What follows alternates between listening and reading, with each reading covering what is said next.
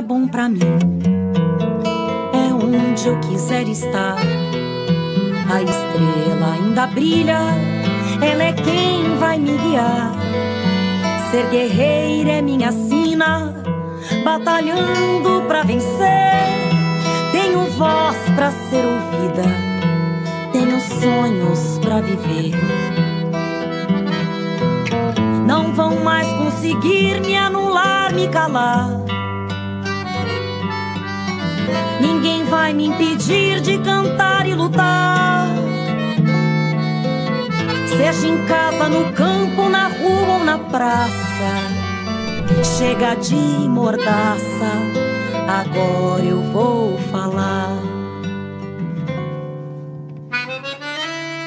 Porque eu sou mulher pra fazer acontecer.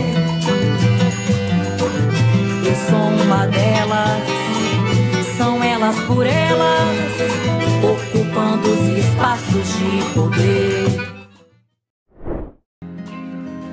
No dia 1º de outubro de 2023, acontece em todo o Brasil a eleição para a escolha dos conselheiros tutelares de 5.570 cidades brasileiras. Ao todo, serão eleitos cerca de 30.500 conselheiros e conselheiras que tomarão posse em 10 de janeiro de 2024 e farão a gestão até janeiro de 2028. Os eleitos terão a responsabilidade de realizar atendimentos e acompanhar casos de violação de direitos de crianças e adolescentes, encaminhar os casos para as autoridades que cuidam dessas situações, como a Promotoria de Justiça da Infância e da Juventude ou a Defensoria Pública, e ainda promover ações educativas e preventivas em todo o país.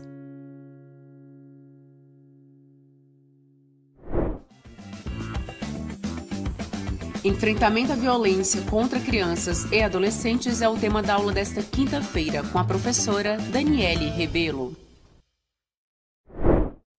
Olá, meu nome é Daniele Rebelo, eu sou de Jacareí, no estado de São Paulo, e estive conselheira tutelar por 3 mandatos aqui no meu município, de 2010 a 2020, e depois desse tempo no Conselho Tutelar, continuei me aprofundando nos direitos da criança e do adolescente.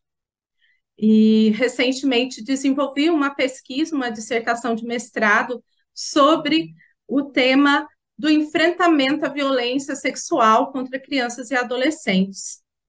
Um tema que é difícil, doloroso de ser tratado, mas sempre muito atual, infelizmente, porque se nós formos pensar nos dados que a gente tem atualmente envolvendo estupro, envolvendo violência sexual contra mulheres, contra crianças e adolescentes, o número, infelizmente, cresce cada vez mais no Brasil.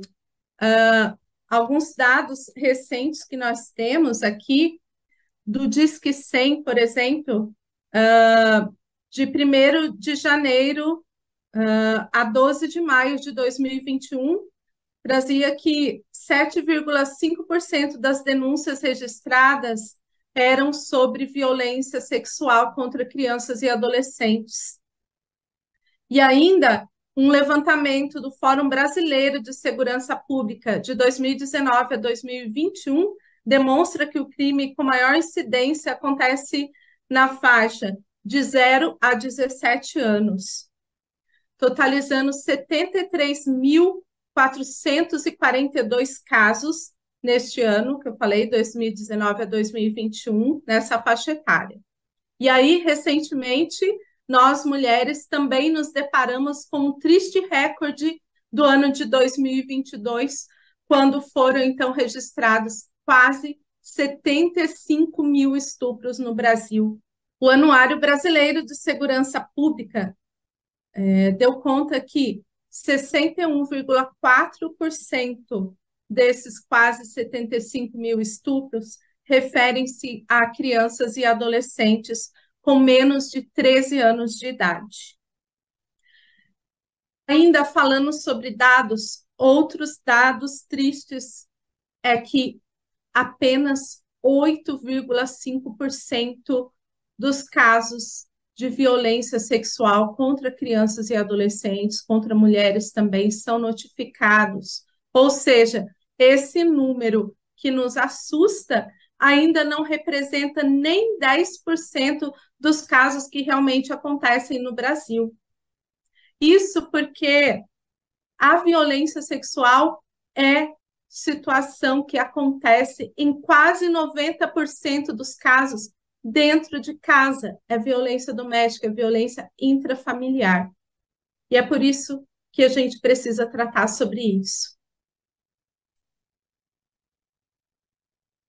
Quando a gente fala sobre criança e adolescente e seu relacionamento com seus pais, mães e responsáveis, a ideia que a gente tem é que esse relacionamento deve ser protetivo, deve ser um relacionamento que provoca a educação e que deveria promover o desenvolvimento integral da criança e do adolescente, que, conforme preconiza o ECA, são pessoas que precisam de mais da nossa proteção, porque são seres que estão numa peculiar situação de desenvolvimento. Então, o corpo, a mente, o espírito, seus valores, tudo isso está sendo desenvolvido nessa faixa etária, desde a gestação até os 18 anos incompletos.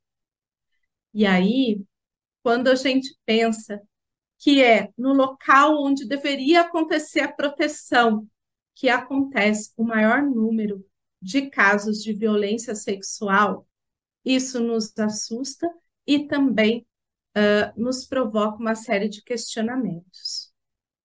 Vamos então nos aprofundar um pouco sobre o que é essa violência sexual envolvendo crianças e adolescentes. De acordo com o Plano Nacional de Enfrentamento à Violência Sexual contra Crianças e Adolescentes, esse é um documento brasileiro, a violência sexual está tipificada em dois aspectos: o abuso sexual e a exploração sexual.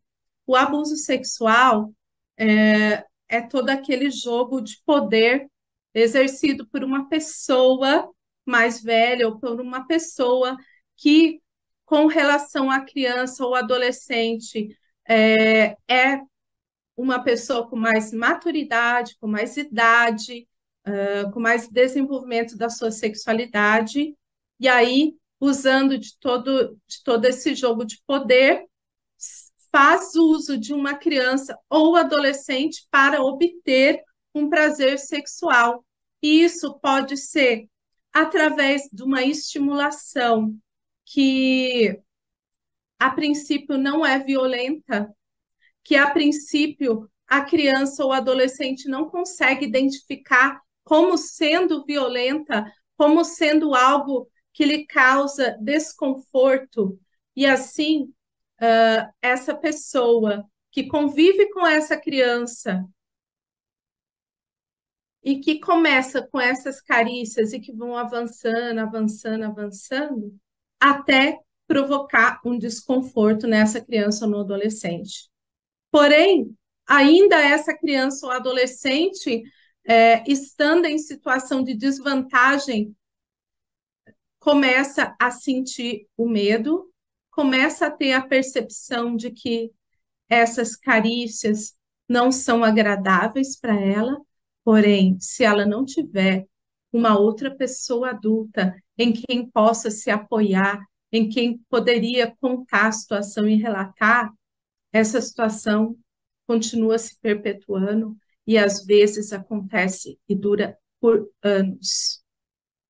Ainda quando a criança ou adolescente começa a reclamar com essa pessoa que está provocando o abuso e demonstrar que não está gostando ou até dizer que vai contar para alguém, o adulto ainda usando da sua maturidade e da desvantagem de argumentação da criança, passa a julgar a culpa, a fazer com que essa criança ou adolescente sinta culpa por aquela situação que aconteceu.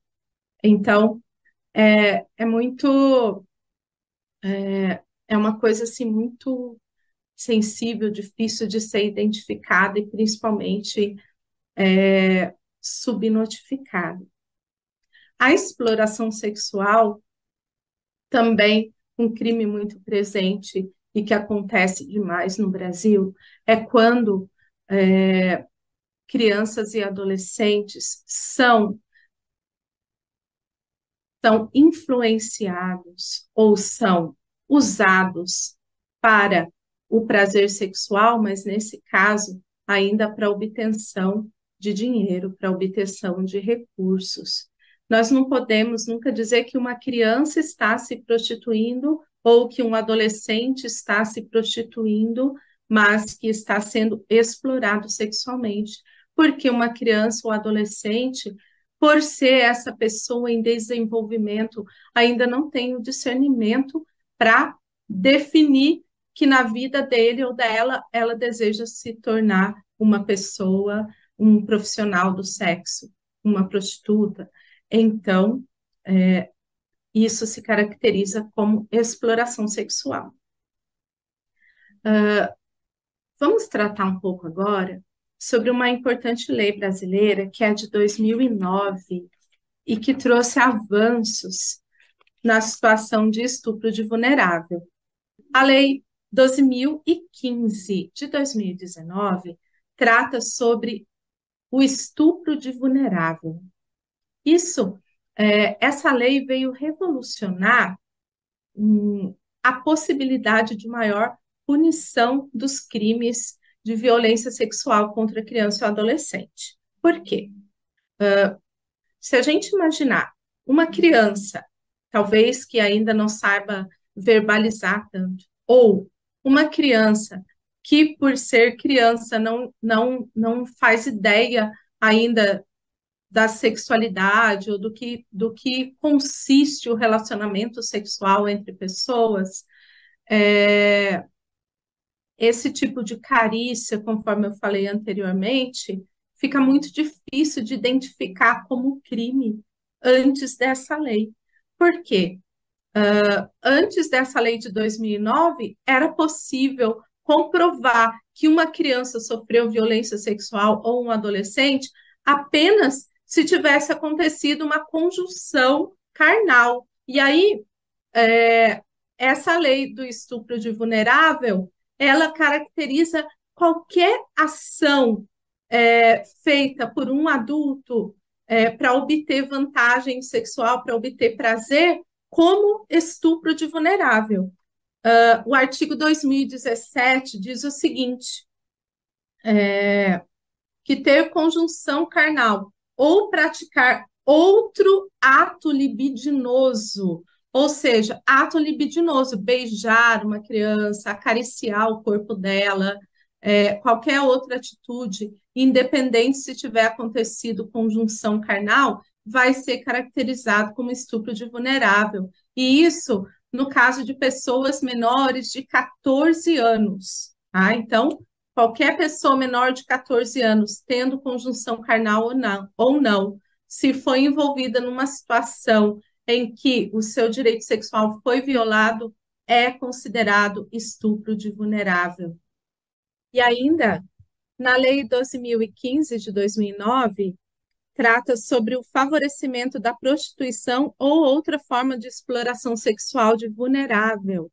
O artigo 18b diz o seguinte: submeter, induzir, atrair à prostituição ou outra forma de exploração sexual alguém menor de 18 anos ou com enfermidade ou deficiência mental e que não tem discernimento para a prática do ato. Então, essa também é a caracterização aqui do estupro de vulnerável.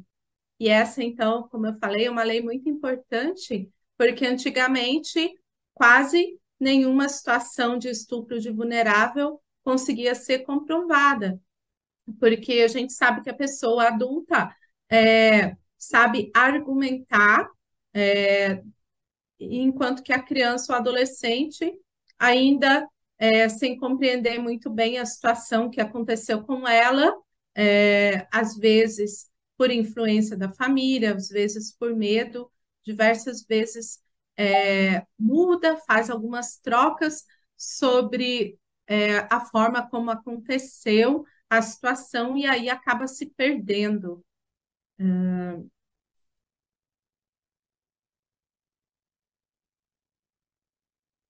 Ah, duas pediatras fizeram um trabalho muito interessante falando sobre o abuso sexual infantil, a doutora Pfeiffer e Salvani, e elas dizem que o abuso sexual infantil é um crime que deixa sequelas, por vezes irreparáveis, que, porém, continua acontecendo e não passou a ser visto de maneira uniforme pela sociedade. Ou seja, o abuso sexual infantil, deixando ou não marcas físicas, sequelas ele sempre vai deixar nessa criança ou nesse adolescente. Porque todo o processo de proteção à inocência, ao desenvolvimento da criança, conforme ele deve ser passo a passo, é quebrado, é violado no momento em que uma criança ou adolescente sofre um abuso sexual. E as sequelas, então, ficam. Nós que somos mulheres, sabemos como que, para nós mulheres, é dolorido toda essa situação de violência sexual vivenciada aqui no Brasil, ao redor do mundo. Agora, a gente imaginar como que é isso para uma criança ou um adolescente em grau ainda maior e pior. Isso sem falar que isso traz prejuízos para o seu desenvolvimento enquanto uma mulher plena, saudável. E eu estou falando de mulher porque 85% das situações de violência sexual na infância acontecem também com mulheres, com crianças, meninas do gênero feminino, mulheres. Então, é uma situação bastante para a gente pensar.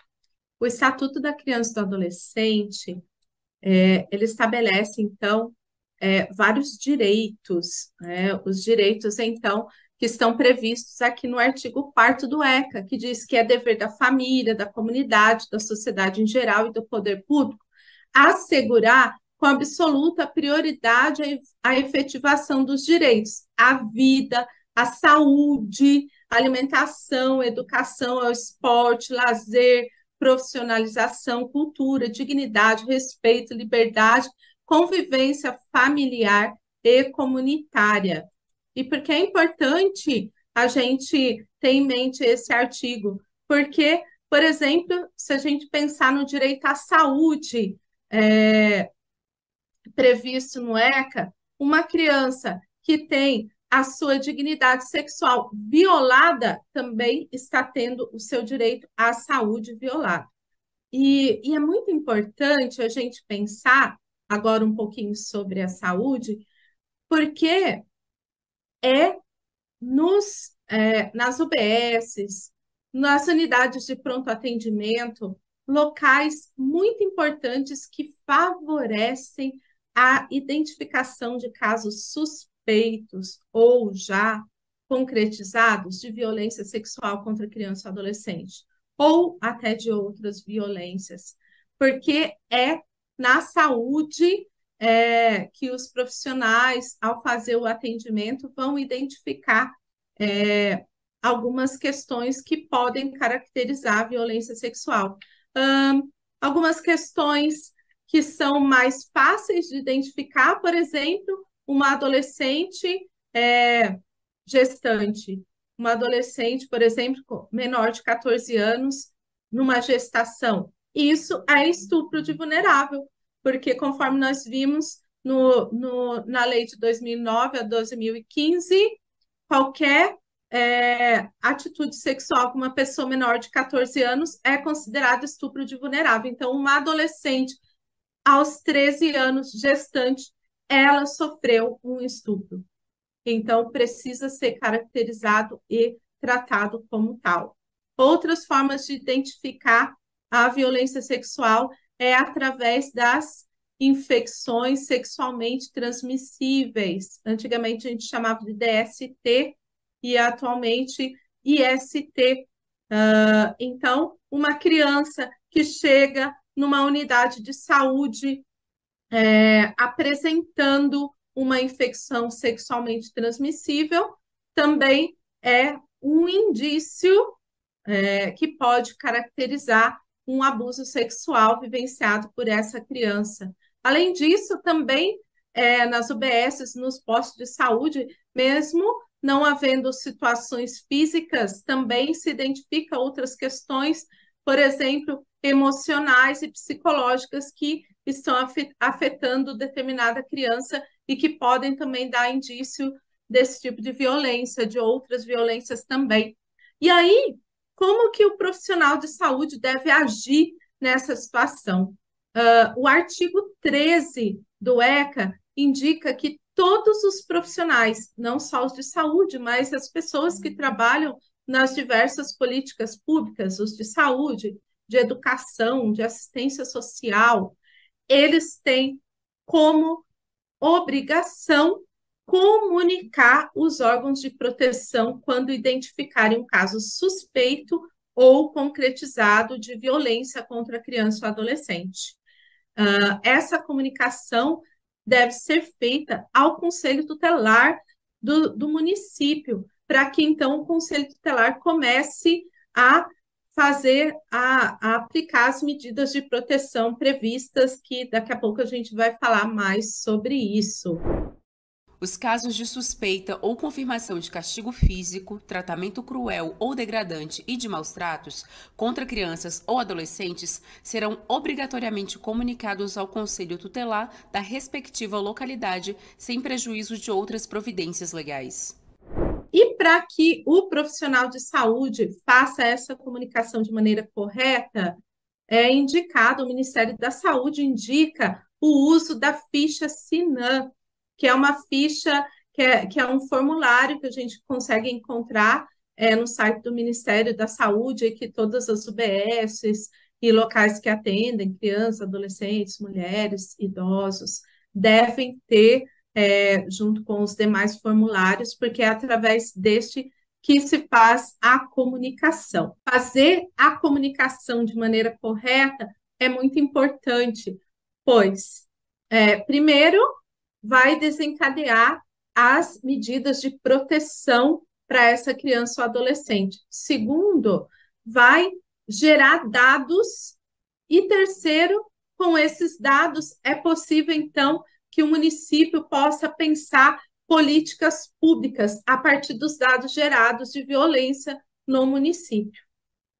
Chegando, então, essa comunicação ao Conselho Tutelar, mas que também pode chegar de outras maneiras, né? Nós estamos falando dos profissionais, os profissionais de saúde, de educação, mas também as pessoas, a sociedade civil pode fazer a comunicação ao Conselho Tutelar para desencadear as medidas de proteção através de uma denúncia. Um importante veículo de denúncia é o Disque 100. O Disque 100 favorece que as pessoas de qualquer local do Brasil façam as suas denúncias de suspeita de violência sexual contra criança e adolescente a partir desse canal, dessa ligação que é gratuita, que atualmente também é possível fazer através do site, através de um aplicativo, para favorecer essas denúncias. E para fazer a denúncia é importante ter alguns dados da vítima.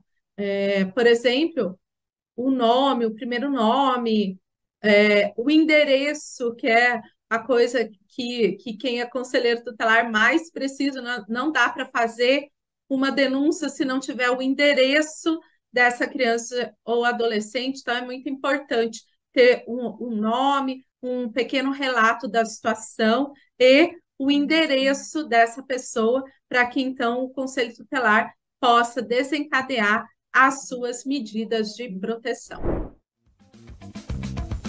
Os conselhos tutelares são importantes órgãos de cuidado e proteção às crianças e adolescentes. Na aula desta quinta-feira, a professora Daniele Rebelo falou sobre o enfrentamento às violências contra as crianças e adolescentes. Não deixe de conhecer os candidatos e candidatas a conselheiro tutelar em sua região e de votar no dia 1º de outubro.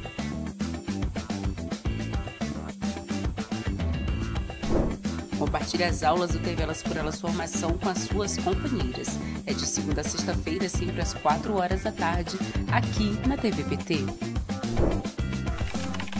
Reveja esta e outras aulas na playlist TV Elas por Elas Formação, no canal da TV PT no YouTube ou em formato de podcast no Spotify.